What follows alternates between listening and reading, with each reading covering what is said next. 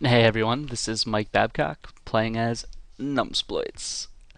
Uh, played a set of double or nothings earlier today and used Hey Guys' Hjälper, which is the correct Swedish pronunciation, but for the remainder of this video, I think I'm just going to refer to it as Helper because I like to speak English and I have a hard time pronouncing that other stuff because I'm an American.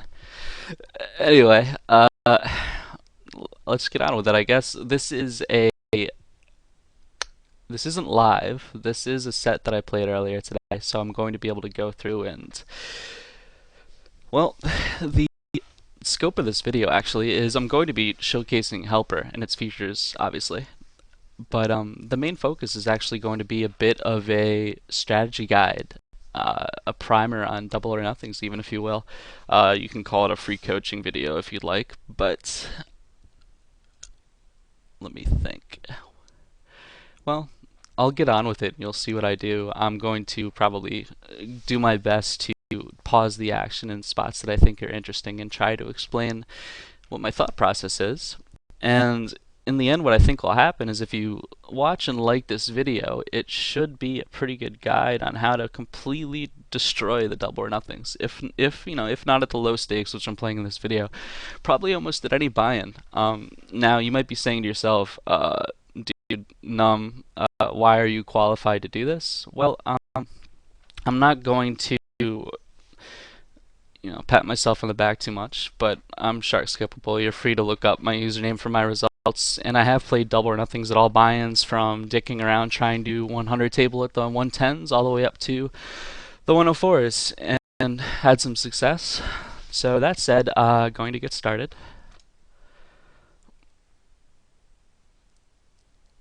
And oh, I should pause here real quick. I used Windows' performance monitor, and you can see it at the top of the window. And I have Task Manager running in the background, and I just did that so you guys can, the geeks in the audience, if you will, can keep an eye on how low the resource usage actually is. So user time is just CPU usage. IO data, this is like how much it's writing to the hard drive pretty much. And working set private is memory usage in bytes. So, oh my god, I'm so bad at math on the fly, but yeah, you'd have to convert this to kilobytes basically if you want an accurate number, but you can also see it in the task manager window and in the background. Anyway, going to continue. And you'll notice that the only way I'm actually able to get the CPU usage on Helper to spike at all is by going through the preferences tabs. Yeah, you saw it just kind of spike up there, but that's can't really be avoided. That's just like loading the window form basically. And while the program's actually being ran while I'm on the felt, it'll just kind of remain at zero the whole time pretty much. But anyway, um, my system isn't even really anything that wild, but I have like a quad core processor that's not an i5 or an i7. It's one of the older ones, and 4 gigs of RAM. For video, I'm running an 8800 GTS, but seriously, like, if you can run PokerStars on your computer, like, Helper is going to work. It is so far from demanding. Um, I'm just pausing for a sec because you probably just saw when the table was loading, I was showing off the instant sit out next hand feature, or the instant sit back in feature that Hey Guys just coded in. As soon as you sit out, or if you even click out the sit out next hand, it just like instantly sits you back in, and I love that. I think it's the greatest thing ever. Um, Using like the timeout helper AHK in the past, the way that would work is it would read your hand history file and try to see when you were sitting out, and then the next hand, if it saw that text there, it would sit you back in. So like sometimes if you were under the gun, you'd still fold because it wouldn't sit you back in time. But don't have to worry about that anymore. And as I'm loading the tables, you're gonna see that focus fixer is working. But yeah, I don't know. You can just keep an eye on it down on the system tray on the bottom with the number of tables there, and as the tables keep loading, they'll just keep loading in the background. I'm kind of OCD, so you're gonna see me keep loading my Hold'em Manager window to see how I'm doing while I'm playing. And these are all games that I played today, and did okay.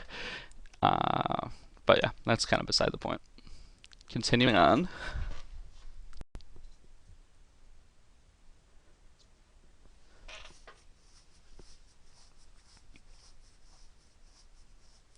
So the double or nothings format. Uh, I don't know if I want to get into like the basic overview because if you guys are already playing these games, I think you get the gist of the tournament structure. So I guess the scope of this video, I'm trying to make it be more like uh, basic to advanced tactics in certain situations.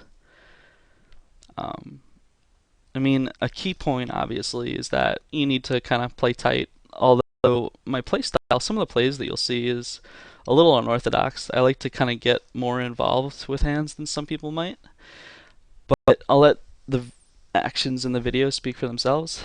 And I guess the main point, like the main theme that I'd make throughout the video is don't get involved in pots that you don't need. But there's going to be plenty of examples in that of that rather. And the other thing is, hmm, as I try not to lose my train of thought,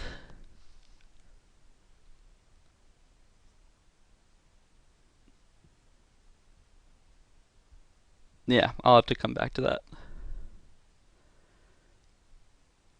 That's me showing that I changed my avatar, but it hasn't loaded yet. Was displaying the United States World Cup thing for a while because we like to get lucky goals when English goalkeepers slip. Oh, that poor guy.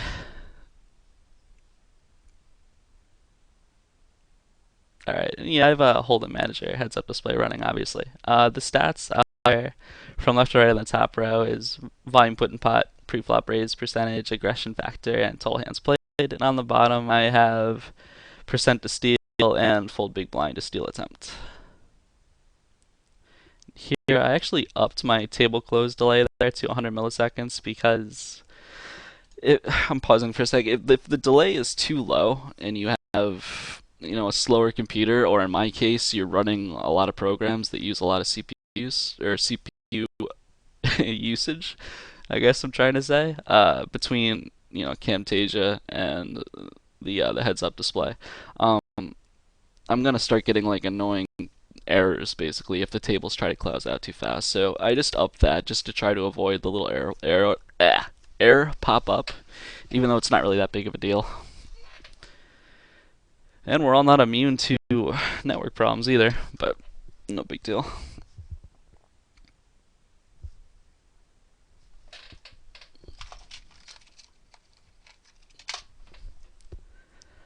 So I'm gonna do what I can to pause if I see any interesting hands up, try to explain like what my thought process was.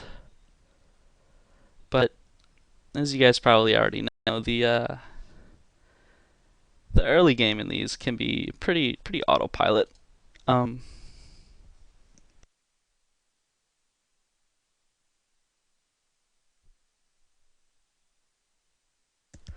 so early game, first couple blind levels, big blind 20, big blind 30. Pocket pairs generally, I guess you can open limp these.